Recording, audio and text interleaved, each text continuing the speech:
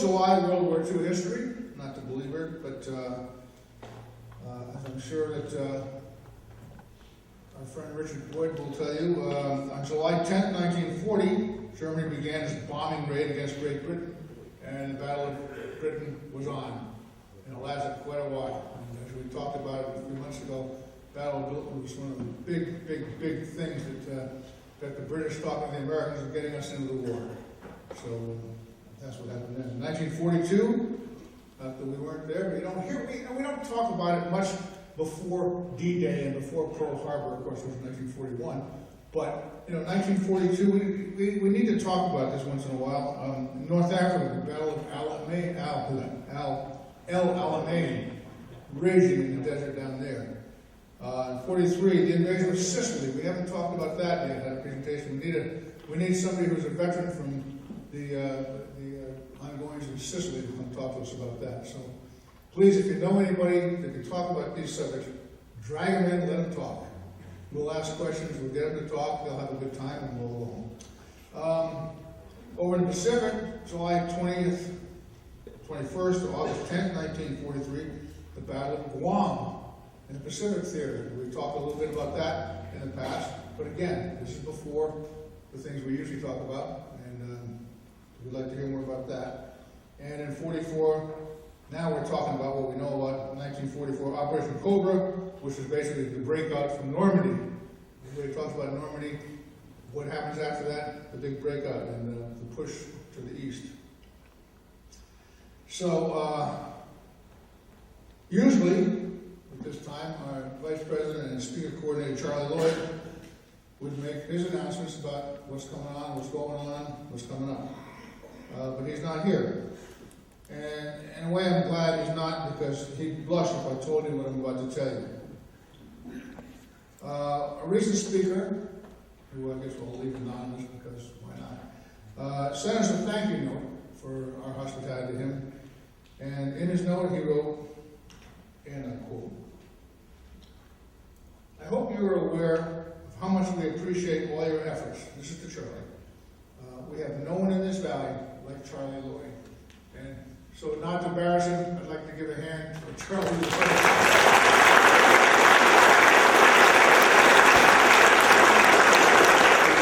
He really goes out of his way to meet the vets and coordinate their coming in to speak and whatnot.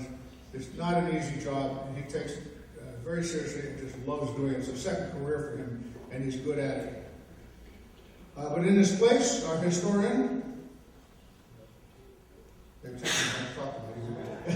his place, our historian, Dr. Chris Huffman, will tell you what's going on and what's coming up. But let me just say that a rather unique speaker this evening, whom we have seen for several years in Reading displaying gobs and gobs and gobs of German memorabilia and stuff.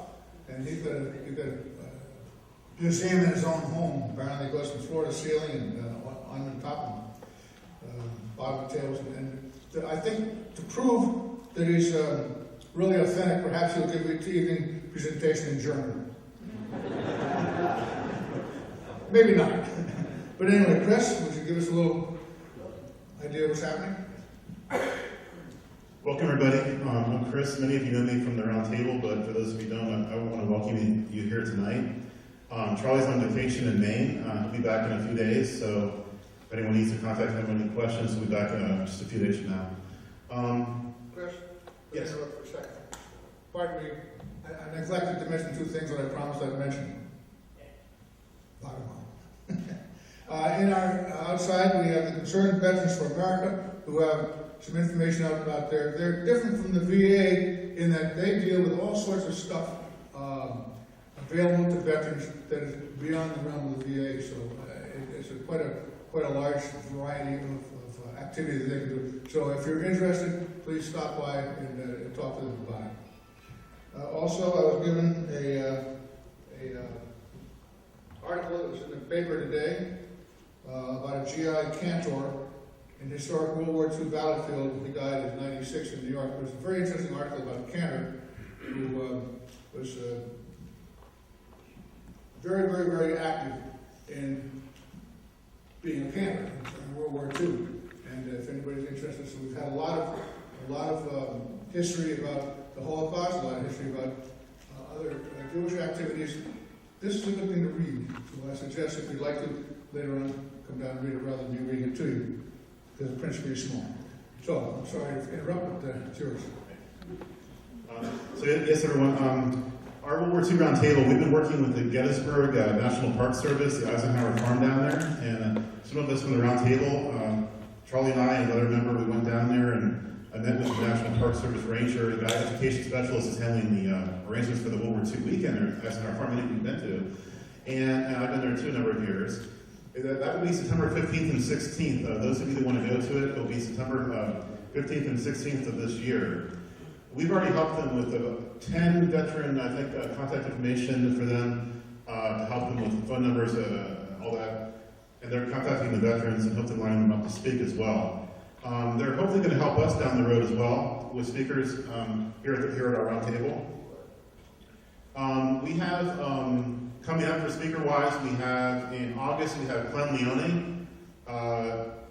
Charlie and I interviewed him down in, actually, right around Gettysburg as well.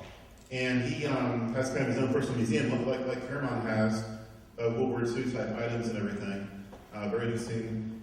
He was a B-24 crew member, got shot down on a bombing mission, and was a POW then, and had to go on one of those big long marches towards the end of the war from the camps westward, away from the Russians. He survived that too. Then in September we have a Japanese-American, Bill Uyeda, and he was interned in a camp in World War II, actually, executive order by Franklin Delano Roosevelt, interned quite a few Japanese Americans during the war. While he was interned there, he volunteered for the U.S. Army, was accepted, and went to Officer Candidate School, OCS, where he got his commission just about the end of the World War II. And then he went to occupation duty in Japan at the end of the war. He was there.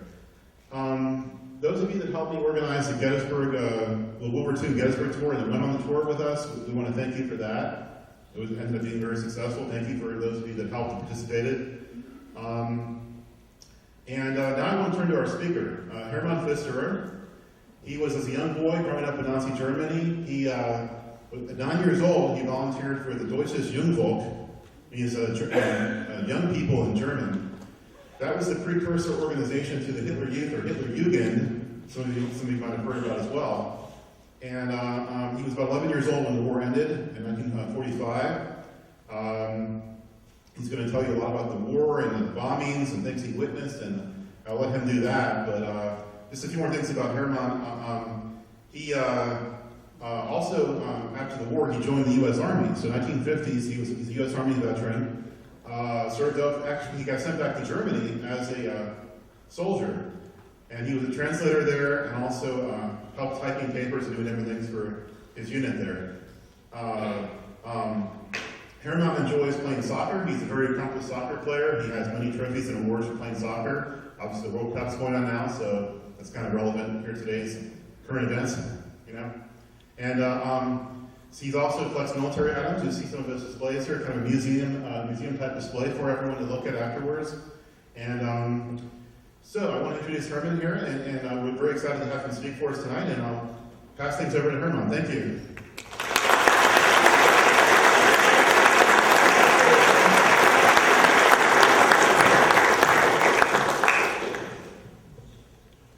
One more time, good evening to everybody. Good evening. All the people that served in the services of the U.S., thank you very much. I'm sure most of the people are here appreciate that. I'm not a veteran of World War II, but I'm something close to it because I got shot at, I got bombed, I got separated from my parents, but I tell you the story. First, we have any flyers here that were in the U.S. In the U.S. Air Force? Nobody. Oh yeah. Okay. You're in the Air Force. Hold up your hand. I usually start by saying this. Usually, the speeches that I made before in veterans clubs, they always some U.S. Air Force guys. And a couple of times there are some bombardiers. And I tell them, I said, look, I don't know if I should congratulate you because I'm still alive, or you were a lousy bombardier because I'm still alive.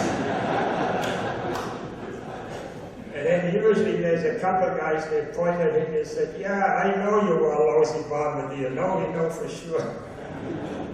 But anyway, my name is Herman Fristor. I was born 1934. I'm 84 years old today. I ran around in a short pants too long. I played soccer, so that kept me in reasonable shape, and it kept my mind a little up to par.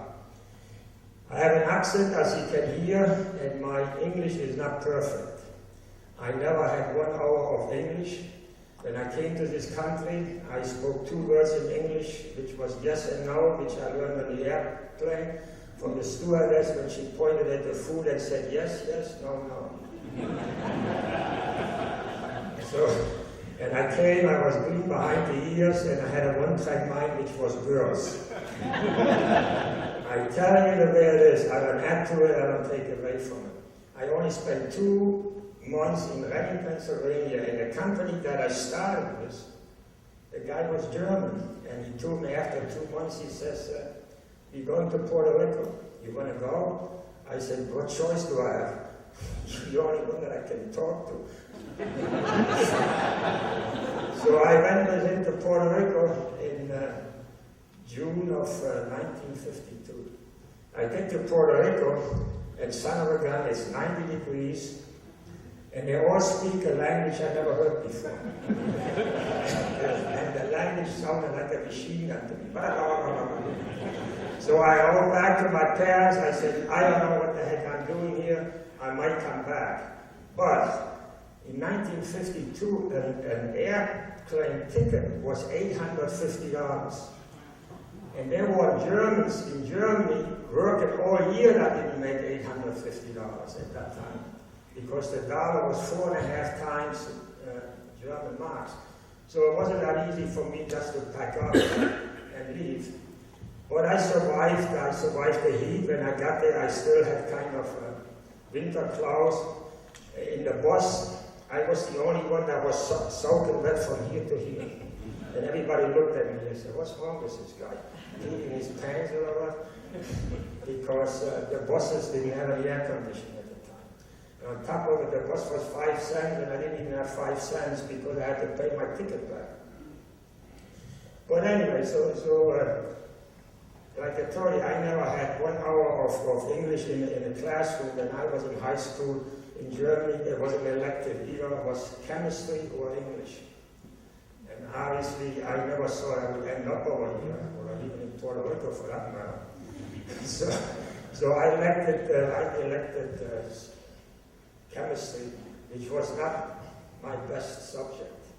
So I don't think I could be a doctor or what, because some of these chemical works didn't resonate with me. But anyway, so all the English that I speak, believe it or not, I learned in Puerto Rico.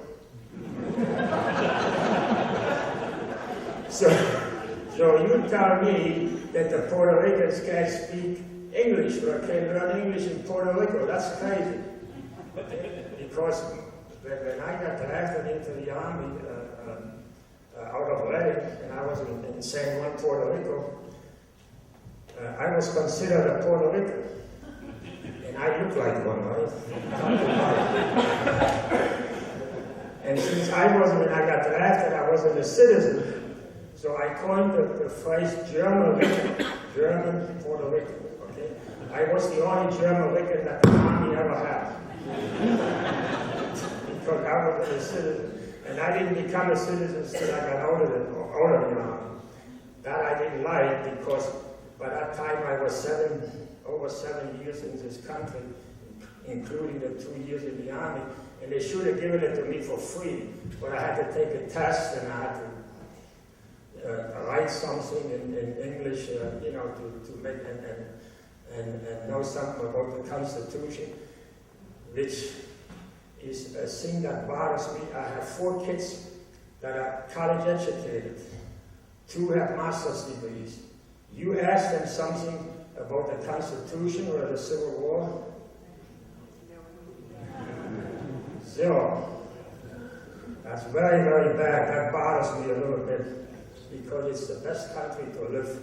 And at least in college or even in high school, they should teach you something about that. So you're not so stupid when somebody asks you, what was going on? Who was the president? You had a young kid to ask him, who was our president in the Civil War? You get names that you never heard of. It's amazing that they don't use German generals' names. Who we fought in the Civil War. I heard any country that you want to name. I mean, it's horrible. But anyway, I was born 34 in the town called Essen, E-S-S-E-N. Translated, that means eat. Why they use that word, I have no clue. But it comes from an old word, Asynia. The town originally was called Asynia, and then in the 1800s, they changed it to E-S-S-E-N. Essen, we had 850,000 inhabitants. It was one of the bigger cities, the 5th or 6th largest city before the war in Germany.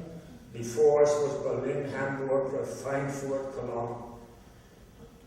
And Krupp started in the 1800s building the big steel companies, the big ammunition and factories that could produce some of the biggest tanks and the biggest guns. The big railroad gun that you see at Aberdeen, that was one of the ones that was made over there. And it had, I don't know exactly how many acres, but there were hundreds of acres, just factories. And it had about 25 or 26 coal mines. The whole town was hollowed out because of the coal that was there. And that's why Krupp started there. These are part of the Krupp factories over here. This, as you can see, they're all burned out. The roofs are gone, or it's blown out. You see destruction. Over here, the church. I know this picture from this side. I don't know the picture too much from this because I was too young to end up in this area. My father's business had a plumbing business right next to the church. Right next to it. The church was right there and his business was here. We lived about 3 blocks from, if we call it a border or whatever, up in this area. Now, Germany was attacked by 17 bombers in the Second World War over 800 times. It was one of the heaviest bombed cities in Germany because of the Krupp factories. And at one time, there were 1,200 B-17s attacked at the same time. And they have a lot of stuff in their belly. When they drop that stuff, you can hear loud and far and wide. However, most of the bombs, as if you know or not, at least 75% never hit the target. Most bombs either get dropped too early or dropped too late, and then it has to do with wind and all that stuff. And then later on, when they had the bomb site, it got a little better, but still, most of the bombs never hit the target. So my father's business got bombed out 3 times, and then he had enough. He said, that's it. And he didn't do anything for a year, and he rebuilt the business further out of it. So, while all this stuff was going on, I was under that mess. I got bombed, I got shot at by fighter planes, and to them I'm here, and I'm American today.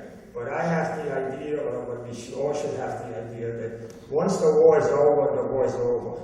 We all going to be friends, because that's the only way it's going to work. Obviously, it's tough for a combat veteran that has a body next to him and he gets shot and dies. Obviously, you look at it a little different. But eventually, you have to come to terms with yourself and you have to say, hey, it was war and guys died on our side and guys died on the other side. And that's just the way, it happens. And that's the way I look at it. So I got shot in, my fighter plane went after my father, dropped a bomb. Luckily there was a duck. He told me that he saw this thing bouncing down the street. So when I was about 9 years old, in Germany works a little different. It's the kids over here, kids start playing soccer when they're 4 or 5 years old. In Germany, I started playing soccer when I was 10, 11, because they felt we were just too young for that stuff, and there's a lot of other stuff. But at 9 years old, I don't have a brother, I only have a sister. She was born after the war. So there was nothing to hand down or to hand up, so I ran out of shoes. And the German army only used leather for their equipment. The US Army used red belts. Okay, the country that had the most leather in the world used red belts. In Germany, that had hardly any cows for leather, they used leather. So consequently, as I got older, I had no shoes. Okay, so a friend of my father said, he says, why don't you volunteer your kid for the Hitler Youth? They issue a whole uniform, and you might get leather shoes. Okay? A week later, my father marched me to the Hitler Youth office. And lo and behold, they said, hey, welcome, we can use anybody. And even so I was only 9, in the big cities, the Hitler Youth, the DJs, the first group, there were the Deutsches Jungvolk was from 10 to 14, and then the regular Hitler Youth, the big guys, was from 14 to 18. But anyway, so at age 9, I ended up in the whole uniform. I got issued everything.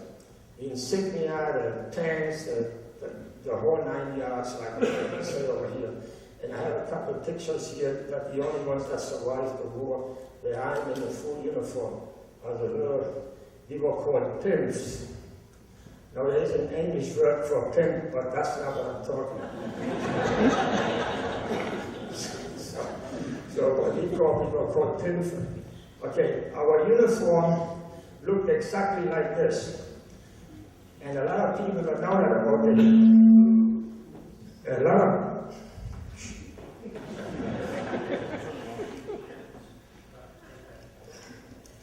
A lot of people don't know that there were 2 groups in the Hitler Youth. This was the first group. We did not use a swastika. And for a lot of people, that's unbelievable, because every uniform group in the German Hitler time used the swastika. We use this ruin here. The SS, probably some of you know, know that they used 2 ruins, but he only used 1 ruin, and that was the flag that we had. And the sites, and if anybody wants to know more about Hitler Youth and more stuff that I have, if you want to get a band together with 5, 6 guys, you're welcome to my house, and I show you stuff that you never saw, and you might be amazed, and you tell me I'm nuts. And my wife always thought I was nuts. but I don't smoke, I don't drink, I don't have a boat. So I spent a lot of money on this stuff.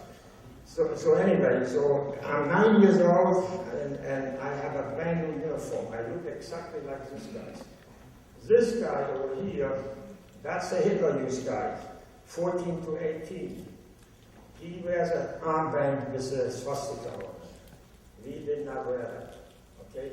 Because our insignia was a ruin, and it was on the left side on your sleeve.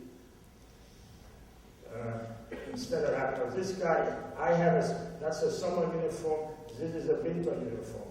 It was dark, it wasn't black, but a dark blue or something like that. And this guy is dressed like a helper for the German Air Force.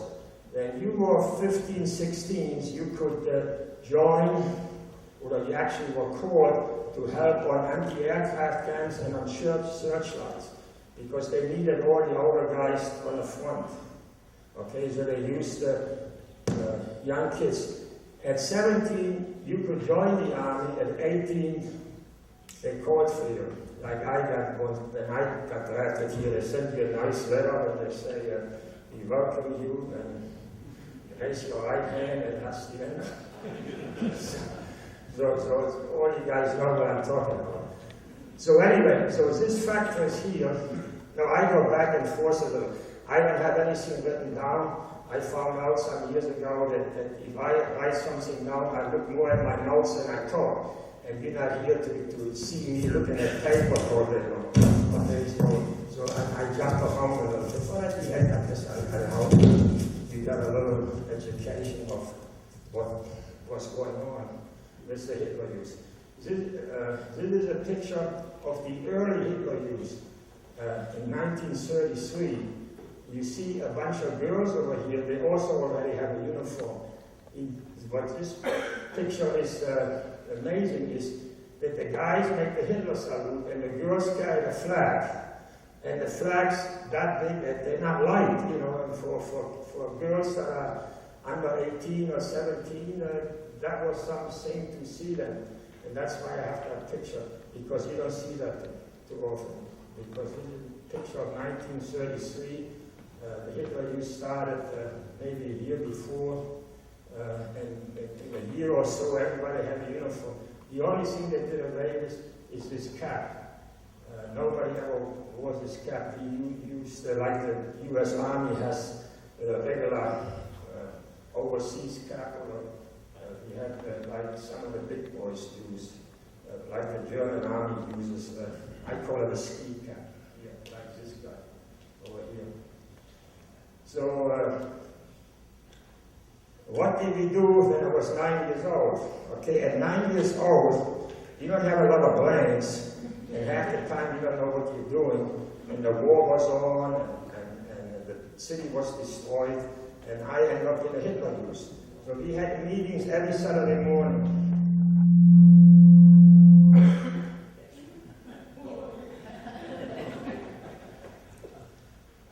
Too many people. I never talked to a big group like that. I'm impressed that you guys take the time and come and listen to this stuff. Thank you for that. So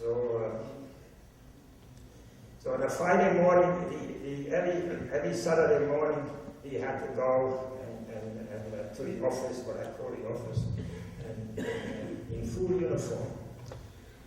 Once you were in the Hitler Youth, you better not miss a Saturday morning. As a little kid, I had migraine headaches. Everybody knows what migraine headaches are. Hallelujah. You know how you suffer with it. So one day I had a migraine headache. I couldn't go there. And suddenly two of these guys from the Hitler Youth, all dressed up. The older ones came and asked my mother. They wanted to see me that I actually was in bed. Otherwise, they didn't do anything to the kids, but they put the father in jail. See, and this is what is missing in this country.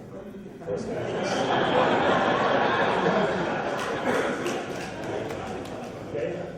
Anything that went wrong with me, they didn't tell me much. They just asked me where you live or the police once followed me home and knocked at the door and they said, you got to take care of your son. Otherwise, didn't say hell, I don't know what he was saying, but similar to that. Okay?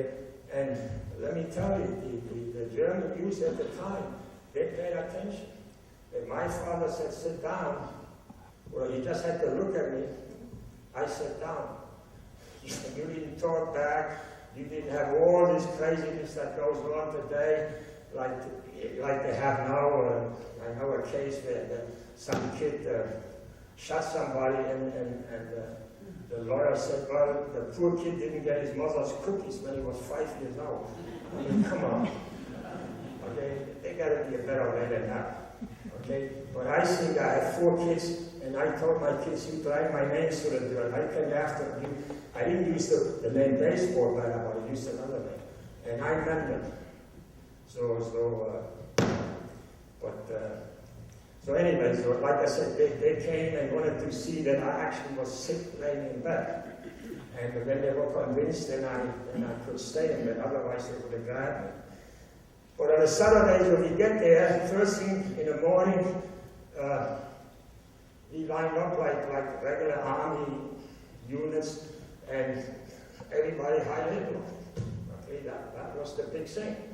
And when you have a uniform on and everybody hollers Heil Hitler and all the knives like over here, you feel pretty good. You don't think about all that other stuff that came later or what could happen and what didn't happen. Because I remember when my kids joined the Boy Scouts, and the first time they had a uniform on, they were very happy. You know, because hey, all of a sudden, look what I got. I got a new uniform and I belong to someone. And all kids are like that, and I was no different. I like the Hitler use because we got indoctrinated, not so much that Hitler was the Almighty. We got indoctrinated that we should help the war. Okay, that this was our country, and we should help to see that we win the war. So after we, saluted and they told us some things, what was going to go on that day or next week or what. We sang a couple of songs, which were German army fight songs, some from World War I, and then there were a couple of new ones. And we like that. When the Germans get together, they like to sing. You give them a beer and they start singing. Okay. You give them 2 beers and they go nuts. So, I'm telling you the way it is. You put 3 Germans together, you get nothing done. Because you have 3 opinions and everybody wants to go one way or the other way. And not all the time, but a lot of the Germans are very strongly minded in their head. They think whatever they think is correct. And my kids feel like this. And our daddy said, you opinionated, blah, blah, blah. But I always tell them, I said, an opinion is an opinion. Okay? You have yours, I have mine. You don't have to do what I say. The kids thought that I had a strong opinion that they would have to do what I told them. That was not the case. It's a free country. You can tell the president, go fly a kite, and nobody says anything. You can get a swastika tattooed on your forehead, and they only say, are you crazy? In Germany, they would say, you're really crazy. We've got to take you to a crazy house. Because there, you can't do that. Okay? You can even show a swastika or talk about it, and for years they've been bananas. Okay? Today, at least they're printing some books now that has a swastika on it, and in school they start little by little teaching it, but for years and years they didn't want to teach anything. They thought you can forget it and that's it. Well, you can't forget the past. You can learn from the past, so you don't repeat it in the future. But the Germans is their mentality. Some of them still have the mentality today like that. Don't talk about it, okay? But you can't do it. Okay? So I'm willing to talk about it, and I tell you, I was proud to wear that uniform because I had a good time. So after we sang songs and they went all from Maltis, then they marched us to a highway. And we did, on both sides of the highway, we got foxholes or a little house for the army guys that were on trucks and traveling to jump in case they got attacked by fighter planes. So all the highways, left and right, we usually saw foxholes. I mean, there's another name, I guess, for it, but I use in foxholes. That's what I learned in the army, foxholes. So we did that for about 3-4 hours. Now, I was about this big, and I think the shovel that made me must have been bigger than me. Because when I set it down, the handle was still a foot above my head. Now, he did some nice shoveling, and he did some bad shoveling. But it was something to do, and he said, we're helping the war, that's going to win the war. The soldiers can save themselves, and then they can go and fight again. That's the indoctrination that I got. Sure, there was in the hallway, there was a picture of Hitler like this, but nobody said anything. I think they realized that at 9, 10 years old, there wasn't much you can tell a 9 to 10-year-old kid. Even so, in this country, I ran into kids that said, oh, I remember what happened in 2 or 3 years. I have 4 kids that can't remember anything. They remember what I told them what they did at 2 or 3 years, but they didn't do that, okay? So, but in this country, sometimes I ran into people, when I was 2, when I was 3, I did this. I say, hallelujah. I don't believe it, but, it's an opinion, I guess, sometimes, whatever it is. So we dug ditches along the highway, and then we came back, and they usually in the basement, they had a shooting range. And we learned how to shoot. So at 9 years old, I could hit something. They were BB guns, and they had a special projector. It had looked like a little brush. I don't know if you've seen it. It has a point, and then in the back it has yellow or red or little threads on it. So at 9 years old, I learned how to shoot and learned how to march. So when I was in the U.S. Army, I had a lot of fun. And I took basic training in Fort Dix, New Jersey. And so when we started to march and to shoot, I asked some of the guys, I said, how did you guys ever win the war? You can't walk straight, you can't march, and you can't shoot straight.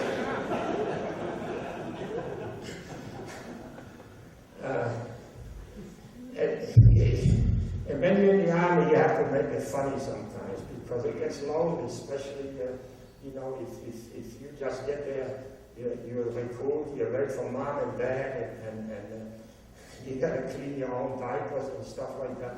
That's so nice. Okay. Well, that's the way it is. But I had a good time with it. So anyway, we learned how to shoot, and then they also had what they call a goulash kanone. And a goulash kanone, it's the 2 words. Goulash, you know what goulash is, and you also know what a cannon is. Okay, but it was a thing on 2 wheels, had a big kettle in the middle, and they used to cook soup in it. Army ration was all cooked in this one pot. Okay, and we had one of them in the basement. So you wouldn't have to go home. We got a plate full of that, whatever they made that day or that weekend. And then in the afternoon sometimes, they used us to clean some of the streets because some of the streets were completely destroyed. Nothing was moving, trucks couldn't go through, you couldn't even walk on a sidewalk. So again, we took our little shovel and they would tell us, I'll go to Joe Street or 4th Street or whatever the street name was and clean up that block. And also, a big emphasis was put on to help the old people. Okay, the Hitler Youth was very good in helping old people, and especially the girls. There was a group called BDM. BDM means Bund Deutscher Mädchen. Okay, they were on the same level like the Hitler Youth. Had uniforms, they had their own leaders and had their own thing. And they learned what some of you kids learn, but it's not you kids, your kids. What they learned today in high school, how to be a housemaker, or what they teach you how to make scarves. And they made a lot of scarves for the German army for Russia, because when the German army went to Russia, they didn't have the equipment that they needed. A lot of them, they froze their limbs off. An uncle of mine was there, and some of the stories that he told me, he didn't come home till 1959. He said they used to fight over rats to eat. You figure that one out. He said when they saw a rat in the barracks and they would fight each other, who gets to eat part of the rat.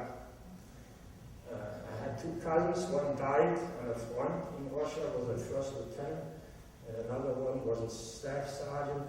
He died on the way from prison camp in the train. They told his mother that he died on the train. They just opened the door and threw him out because you cannot travel long distances with a dead guy, and the Russians didn't do anything. My aunt always wanted to find out where I was. She actually went to Russia and tried to retrace what she heard from some of his friends that did survive. But she never could figure out where he was buried or what happened. So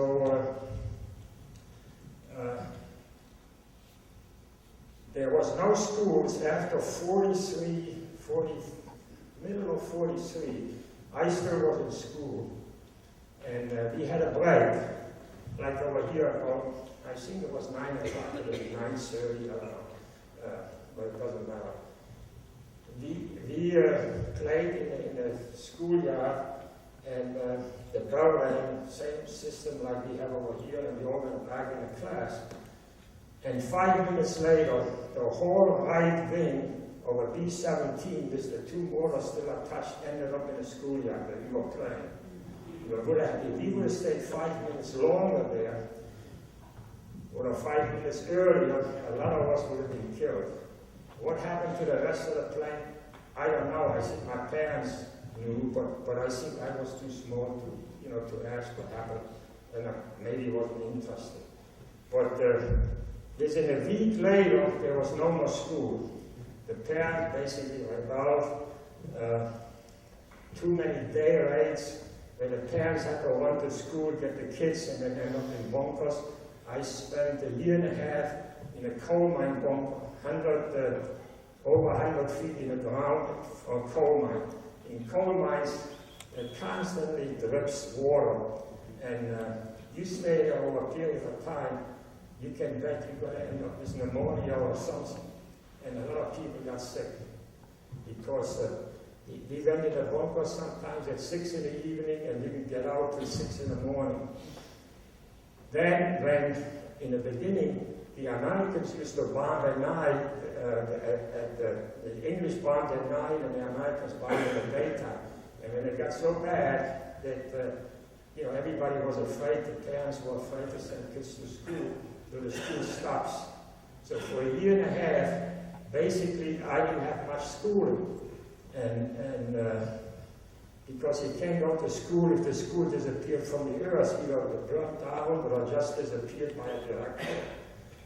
And that was a good time for me. And I tell that to my kids, they said, "Oh, I wish we had that over here." I said, "You better watch out what you're wishing." But so during the daytime, sometimes, like I said, we worked for the Hitler Youth, and not call it work because we had a shovel and we did things. And other times we just played in the ruins. And we used to watch the fire department. When the building burned out, there was only the skeleton.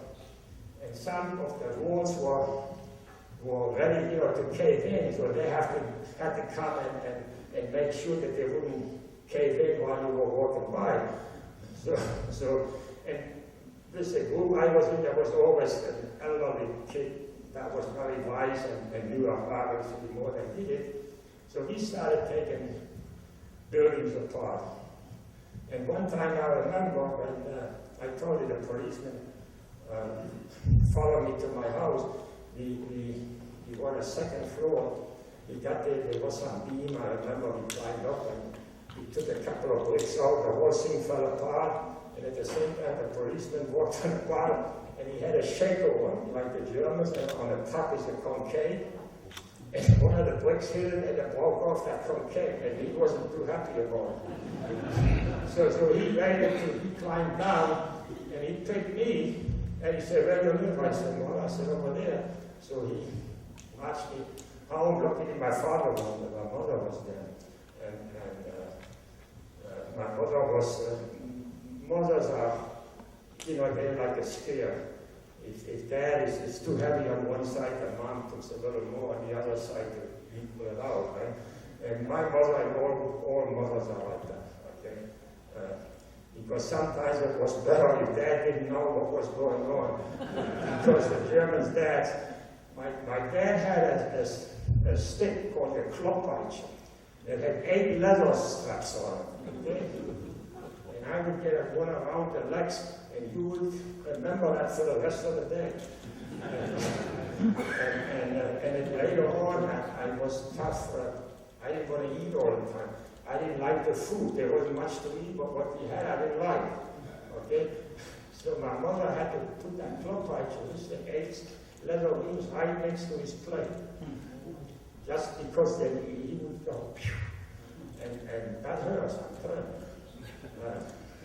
But, you know, that's the way it was.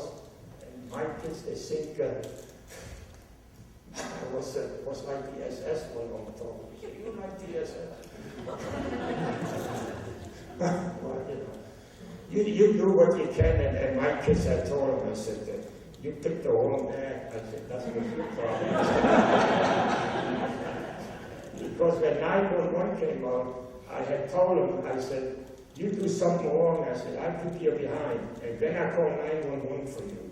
And then they leave, I give you again. And I meant it. Okay, I mean, my wife sometimes said, dude, you like a Prussian general. I said, hey, my father was in the Prussian army. That's where I got it from. So, anyway. So, my youth wasn't the best. I played around the ruins, but I had a uniform. Like I walked around in a Hitler's uniform. Even had a knife. Okay, one of them things.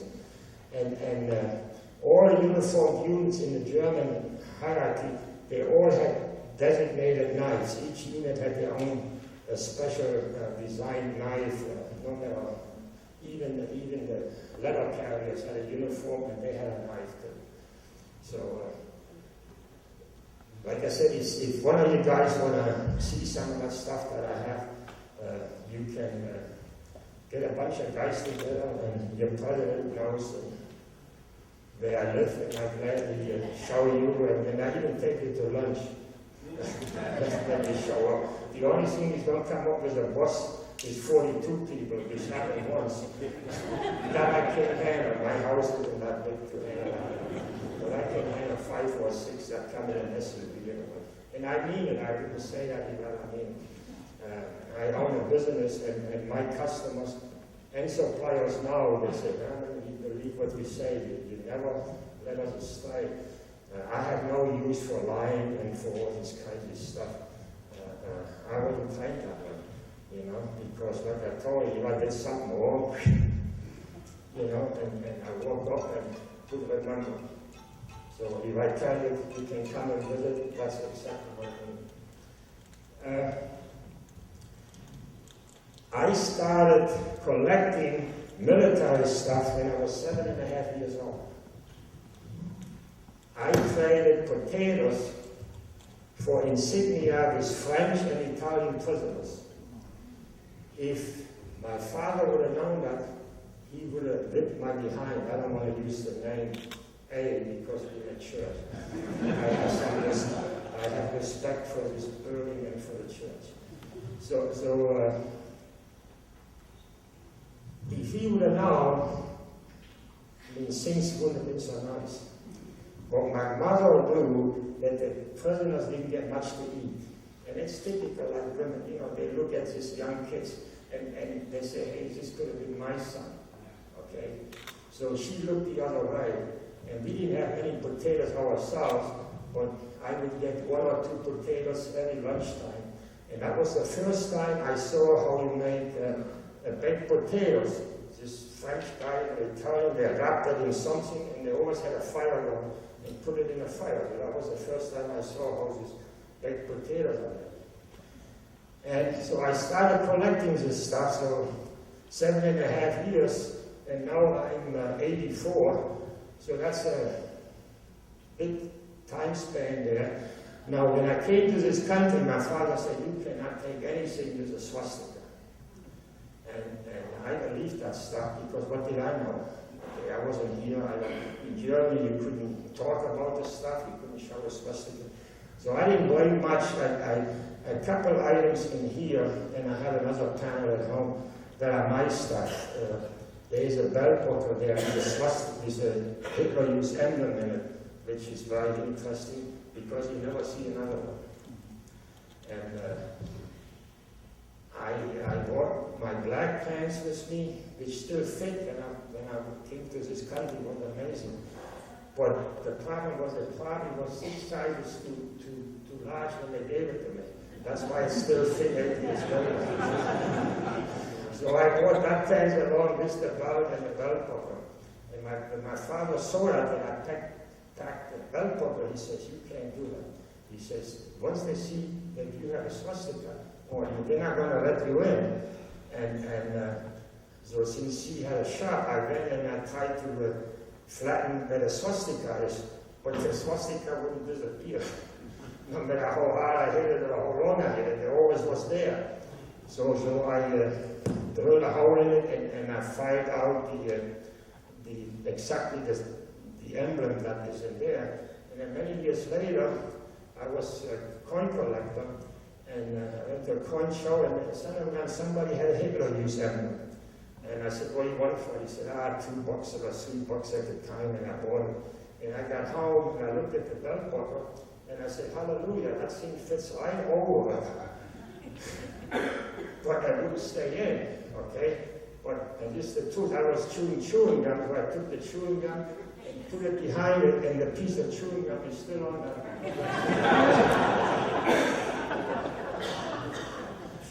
Now, over the years, I married a Puerto Rican girl. My wife was highly educated. She could speak 6 languages. And she always had told me, don't collect stuff. They're going to call you a Nazi. And in the beginning, I believed that because I thought, well, over here things are different. But then I found out I have a friend. He has a swastika tattooed in the front of on his head over here, and he has SS in the desk had one just said here and SS over here, and that I don't understand. I asked him once.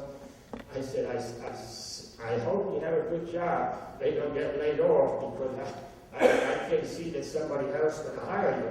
There's a swastika tattooed on your front head. So the next time I saw him, and it was warm, he had a scarf on, and Tennessee was closed up, but we still saw the swastika. So, there's all kinds of people and all kinds of stuff that I experienced over the years. And I'm proud that I was born in Germany, but I'm just as proud of being American. Because the Germans trained me. I'm a trained electrician machinist. It's a double trade which was very hard to get, especially after the war. But through tests, the company that I started with AEG, which was the competition from Siemens, AEG later was bought up by Mercedes. They're still around, but they don't do the things anymore. When I was there, I was trained to go with them to Argentina, Chile, and there was another, I don't know, Colombia, to set up power plants. And instead of taking 2 guys, they taught me the machinist trade at the same time they taught me the electrician's trade. But special electricians for not to put a wire, anybody can do that. This was on this power plant pulls that they have to control the generators and stuff like that.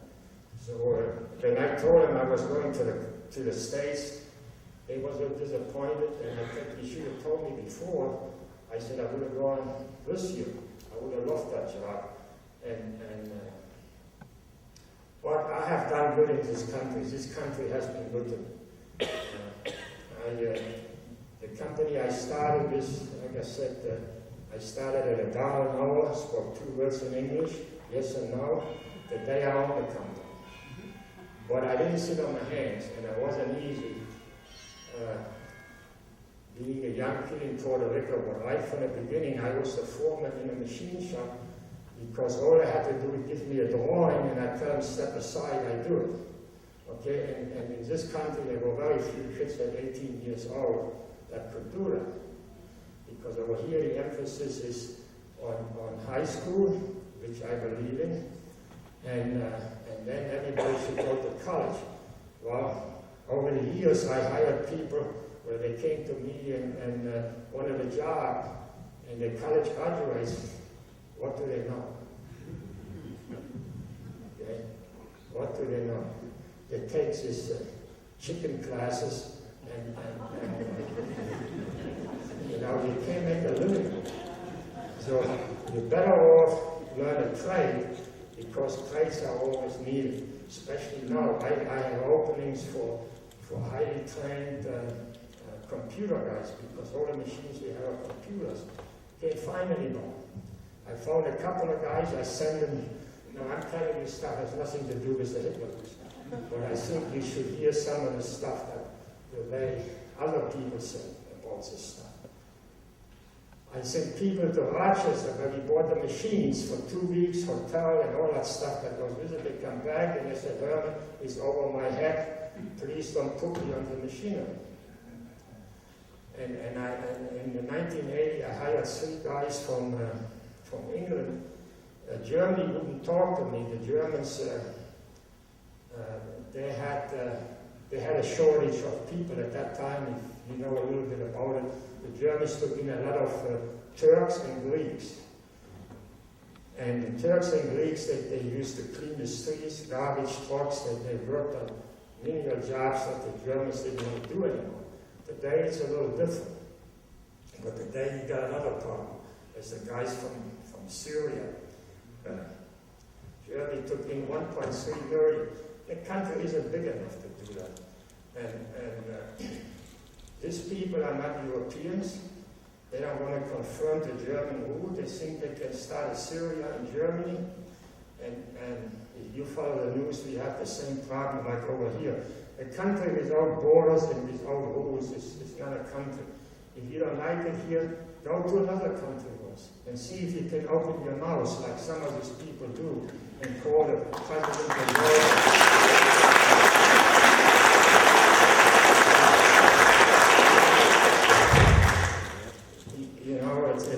It's amazing that when I watch the news at night, I could take like Khrushchev did many years ago at the UN, take his shoe and bang on the table. I could take my shoe and throw it at the TV screen. I mean, come on, there's some people over here, it's very simple. You don't like it here, you want to tell us what to do? Fine, go some other place. I was taught that the majority protects the minority. So that the majority doesn't run over this minority. But all of a sudden now the minority wants the majority. Well, is that the way you want it? I don't think so. You can't say anything. The moment you say something, they call you a Nazi or this or that. I don't get it. I'm sorry. I just don't get it. I served this country well. I would do it again. I would go again in the army. I still can shoot, but I can't march to do that anymore. At 84, you don't run fast. And some of you guys are close to that age or older. You know what I'm talking about. But like I said, I still can shoot stuff. And I at the highest shooting medal that you can get in the army. So, it's 8 o'clock. Anybody that wants to... But first, I want to officially thank you for your presentation. Herman the German.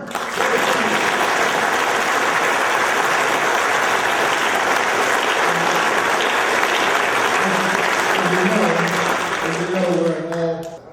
Award. You have to be in combat to get that stuff. The silver star on that medal is about that big. It's amazing they couldn't find a smaller one. And the rest is brass. So you think that somebody shoots you and tries to kill you, that at least somewhere along that line they can give you a medal that is a little worth at least $2.50 instead of $25. But a medal is what you perceive it is. Okay? The Germans died with their medals on it. That's why you find so many German medals over here. And a lot of medals they're busted because the pin is broken or the hook is broken because the GIs just ripped them off the uniform. The Germans didn't do that. The Germans, they saw too highly. You don't get a medal, for sitting on the toilet reading newspapers. So the Germans usually let the GIs keep what they have. But the U.S. sometimes, some of you guys are in the Second World War, you probably know what I'm talking about. What can I get and where is it and blah, blah, blah. Which is good because most of the stuff is over here now. In museums and in private collections. But if anybody's interested, look at these medals, and they're very interesting. And like I said, they're gold and real gold, 18 karat, and all are silver. So, I got a little booklet here that has all my collections, not all of them. There is a helmet that I didn't bring, and this thing is very nice. It's a ski award for Hitler, which is hand-carved eagle. And this is the helmet for the Luftwaffe helper. It's one of the rarest helmets you can find. There is a Luftwaffe decal with a Hitler used decal underneath. They were very rare. In the years that I collect, I only found 2 of them.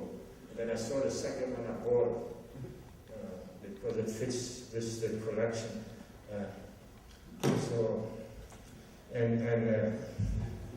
Here, if you want to, here's a couple of pictures where you can see me better in the uniform that blown up.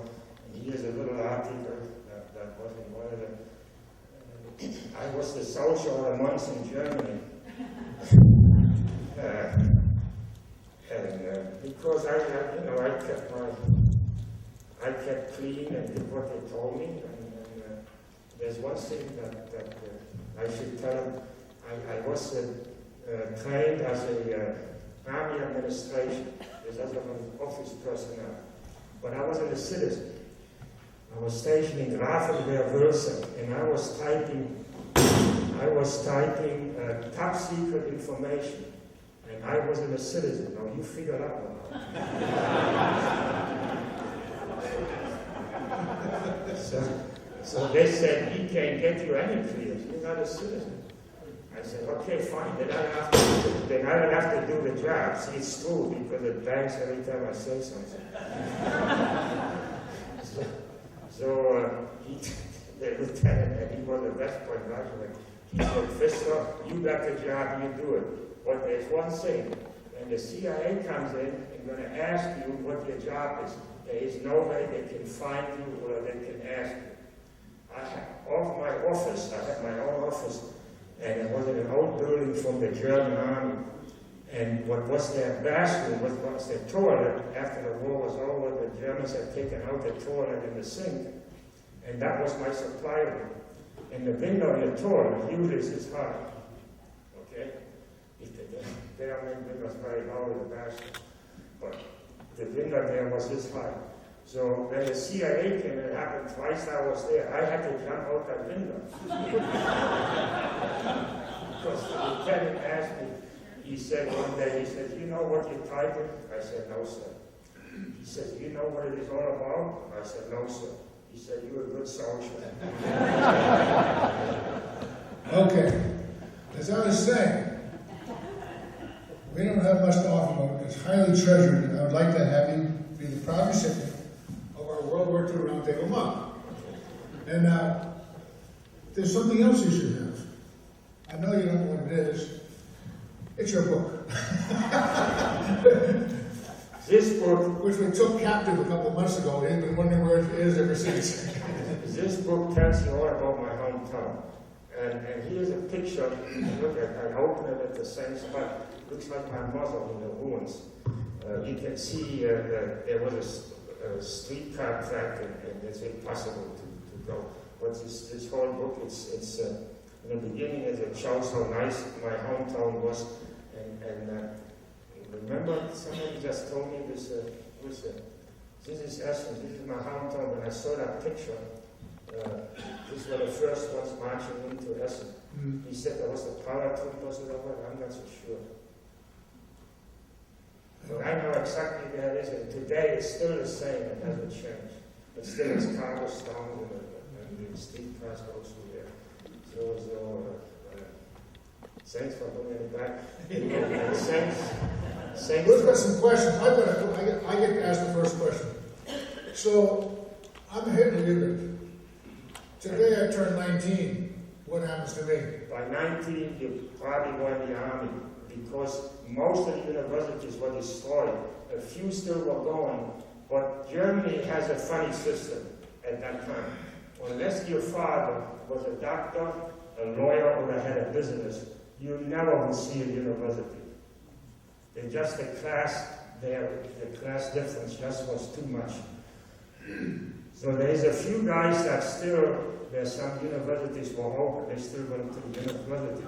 But my age group got the least of all the Germans in education, if you can believe that. Because most Germans went to school till 8th grade, and then that was it. And then at 14, you became an apprentice. So with other words, 8 years, most Germans that you see today that are my age or a little younger than me, they only have an 8th grade education. Now, I went to evening high school for 3 years. And in the daytime, I was an apprentice. Evenings, I was in high school. I learned how to play the piano. I played soccer. And I didn't have much time for myself because there weren't enough hours in the day. But my age group, like I said, that got the least education, actually is responsible for the build-up in Germany right after the war, which is hard to believe.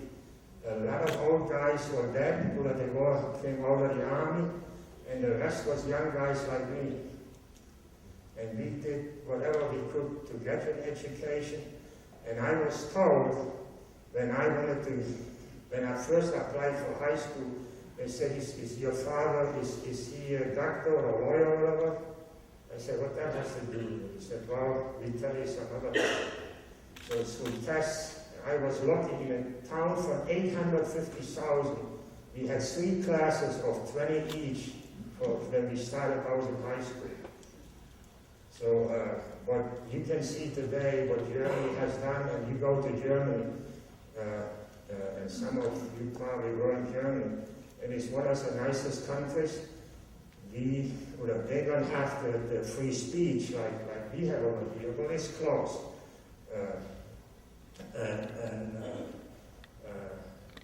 And the way things are going, little by little, they have a fascist party starting again, and they better watch out that doesn't happen. But that happens because of all the idiotic things that the politicians do. Okay, the way they say things, and it's a shame that happens, and that's not going to happen. I guess after the U.S., one of the nicest places to live is Germany. It's like Pennsylvania, rolling hills, a lot of farms, and we Germans, we don't run to next door and say, hey, we want to get paid for nothing or what. The Germans are one of the few nationalities that learn English very fast. Even so, my problem always has been writing. Whoever invented the English language and came up the way some words are written, I don't get it. I don't think I ever mastered up. But today I had a good secretary. She was responsible every time I got a business letter. She was supposed to correct my mistakes. But I never got paid for speaking. I always got paid for what was in my head, in my hands. And that's very important. That's what I tell my kids. I said, keep your mouth shut. You learn with your eyes. Okay? Wow. Oh. Philosopher. Who has a question? Yes, one. No more questions. All right, Chris. Who's next? Yes, Herman. When Charlie and I visited your home, I know you had an invitation for a lot of people to come visit you. Charlie and I, you were talking to us about. I wanted you didn't bring it up during your talk. I wanted if you could tell everybody else about during that one bombing raid where the beam fell down on top of your father's, the guy on top of your father and everything. You know, it's a real situation. Well, since there was no schools, and we had plenty of time to play around in the ruins. So we watched the fire guys how they would take down certain walls. When a building burned out, all was left was a shell, because all the floors were from wood, so you only had 4 walls. And through heat, the walls become very brittle, and some were leaning. And so we used to watch the fire guys, how they would take this building apart.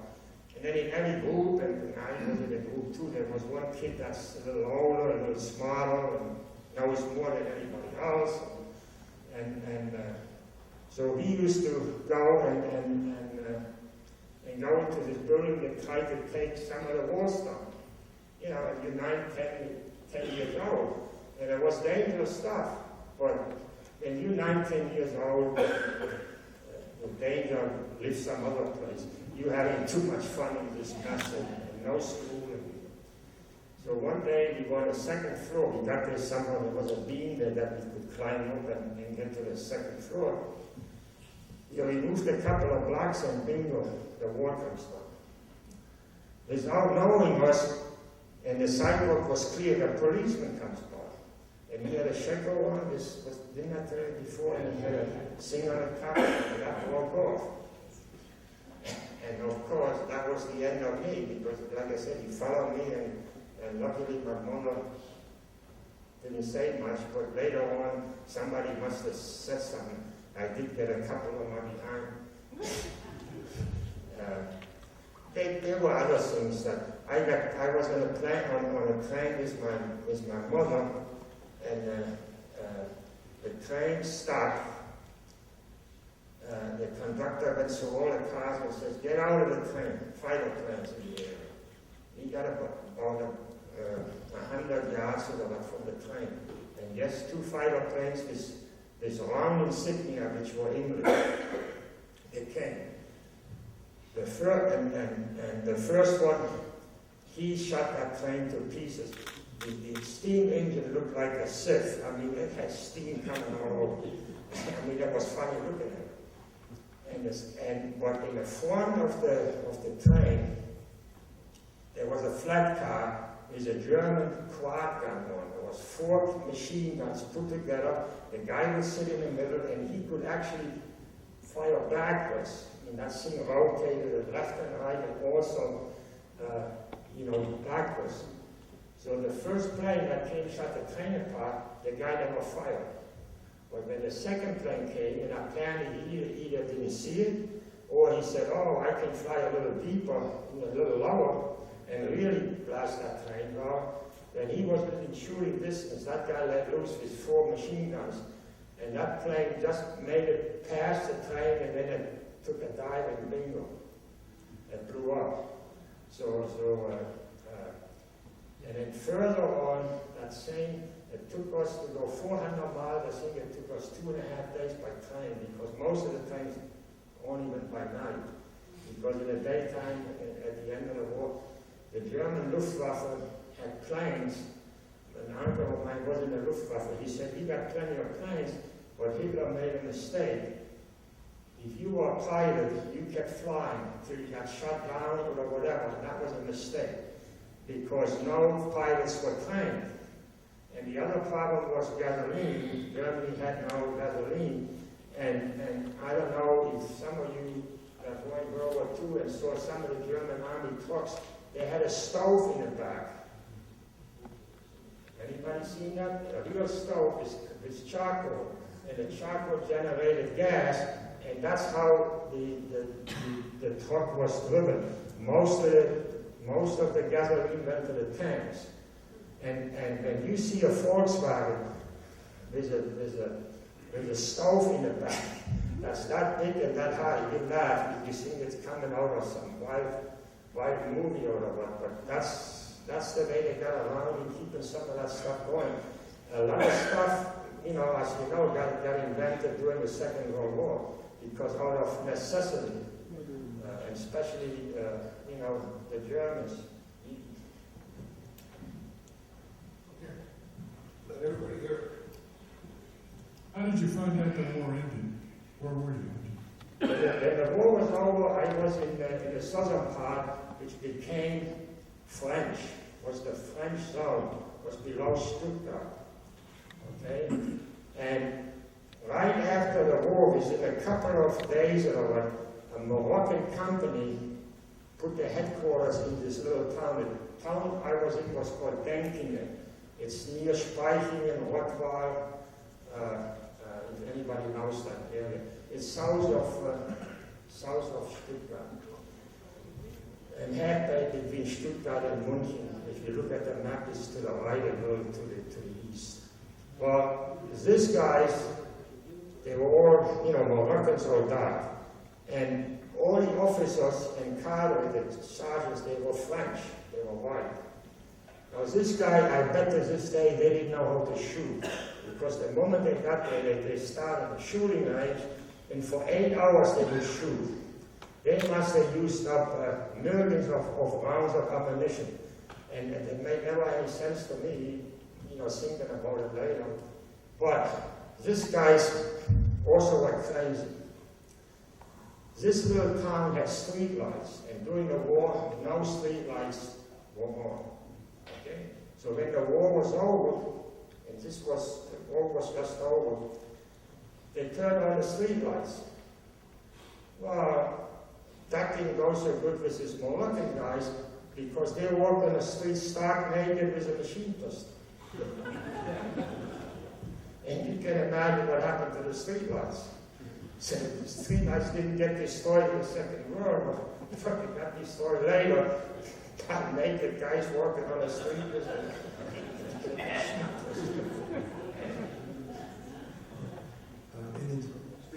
In addition to the Saturday morning meetings and the ditch digging that you did with the Hitler Youth, did you ever participate in any parades or patriotic rallies or go to Nazi rallies?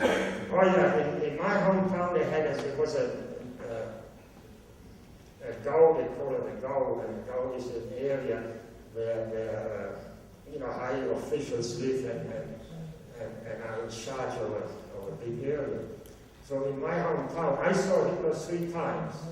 Okay, he came to the crop factories every time when they either invented a new gun or made the 1,000th gun or 10,000th, who knows. And he always came in a big black Mercedes, and he always stood up. And when you read some of his stories on Hitler, there were many guys that wanted to kill the guy. And maybe on one corner there was a guy with a gun, but he had a canny thing that somebody, like a second, third sense, he would tell the driver, hey, make a right turn or left turn. And it happened so many times, it's amazing that this guy lasted that long. But I was little, and the site was packed with people, as you can imagine. Every window had a Nazi flag. Some flags were from the 4th floor all the way down to the 1st floor. That's how big some of these flags were. And since my father had a business, and the first time he took me, I really didn't say anything, because I got little and there's 10 guys in front of me. And I was a little too heavy for him to pick me up. So the next time, he bought a stepladder. So he put the stepladder in back of all the people, and then I climbed on the top.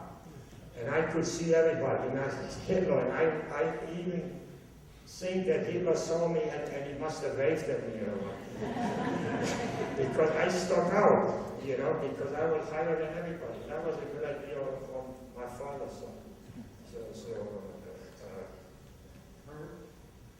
I have a second question, but it's really quick. Would you please tell us what the poster says in English?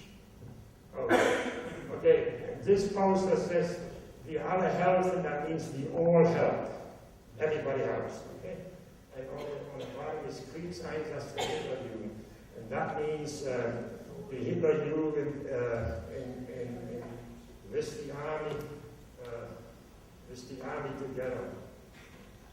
Basically, that's what it says. This is a picture of Berlin 1933, like a rally of the Hitler Youth early. That was a rally. I did march in a couple of parades, but they weren't too much Hitler Youth. They were mostly Nazi parades, the brown shirts.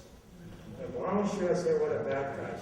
The army was like our army. You go in the army, you raise your right hand, you swear allegiance to the flag and for the country it stands for. And you're in it, you got to do what they tell you. because if you don't, things, not nice things happen to them, and you end up in jail. So when it comes to that, we're all in the same boat in the Second World War. It made no difference if you were Russian, German, or whatever. Once you were in the army, you just had to follow orders. Hey, I have a question about the indoctrination training. I collect the award artist Wolfgang Billery. You probably know who he is. Okay, Wolfgang Billery? the what? Wolfgang Billery. He's a war artist. But he was also used to do all these portraits of the Aryan German types. And because of that, I read the Schulungsbrief. I'm sure, did you ever see that, the Schulungsbrief? Which is the thing that has all that nationalistic, racial material that the folks, the young folk and the Hitler Youth used to, did you have like interrogation? I have a folder. It's an SS folder. It's SS marks in the front. And the inside, it has pictures. Maybe the guy that we talked about made it.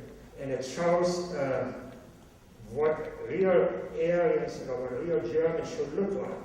And then it shows other pictures what guys from other countries look like. And like I said, this SS guy, this Himmler, he had this crazy idea that he wanted to make Germany completely clean of Jewish, of anybody. I had never seen a black guy, black person, Afro-American, whatever you want to call it, till the Second World War, till the U.S. marched in. And we were, as a kid, we were so impressed, we would run after them and shake their hand and say hello. Because we have never seen them before. You know, and they were not, I mean, they were different, obviously, but we were happy to greet them and say hello. And a lot of them gave me candies, but they gave me candies after they asked me where are the young girls. Thank you, Herman. I was wondering, your story about trading potatoes to get some of the memorabilia. Now, those were from, I was interested in knowing more about how you got to those people, I guess, prisoners of war, and how you how could you do that? As the war progressed, obviously each country takes in prisoners. So the Germans took in a lot of French prisoners, and in the beginning there were some Italians that fought on the Allied side. They were called Badoglio-Truppen, I guess. Badoglio was the guy's name or whatever, that got everybody together to fight on the Allied side. So we had French and Italian prisoners. After every bombing raid, the water system breaks down. The electrical grid breaks down. That's my father was in the First World War, but he never had to go in the Second World War because he was needed, especially in the beginning when he could fix things. Because to keep everything working, the factories, lights, all, and for the population to be happy. So faster they could fix the water system and the electrical grid, so better it was. So these guys, these prisoners, they would come and open up the street that was bombed, where the water system was broken, the sewage system was broken. Then he'd order hardware. Okay, and then my father and others, plumbers, they came and they made the connections, and then they would, you know, close up the hole, whatever there was dirt or wax or whatever. So like I said, they must have asked me, but somehow I knew they were potatoes. So I went to my mother and I said, potatoes. First, she says, for what? I said, well, I eat them outside. And she says, raw potatoes. So I had to tell her. And like I said, women are a little different. And that's good that you have mothers. My mother was here. We all only have one mother, and we should love our mothers too, till the end of time. And mothers look at it different, they have a feeling, because these were guys, young guys too, they didn't get much to eat, and they were happy to get a couple of potatoes. We didn't have many potatoes, I tell you that. In a big city, there wasn't much. But my father had the business, and many times he worked for food. He said, I do this, I do that, and I need this, and I do that. And he was very popular in this general area because there were a lot of bakeries around that place and butcher shops. And my father had a specialty. In Germany, you need a special permit to work on beer lines. So my father worked on beer lines, so he got into a lot of restaurants and stuff. And so we never lacked food. Sometimes we didn't have a lot, but we never lacked food. We always had something. Okay, because my father, and later on, my mother was a master seamstress.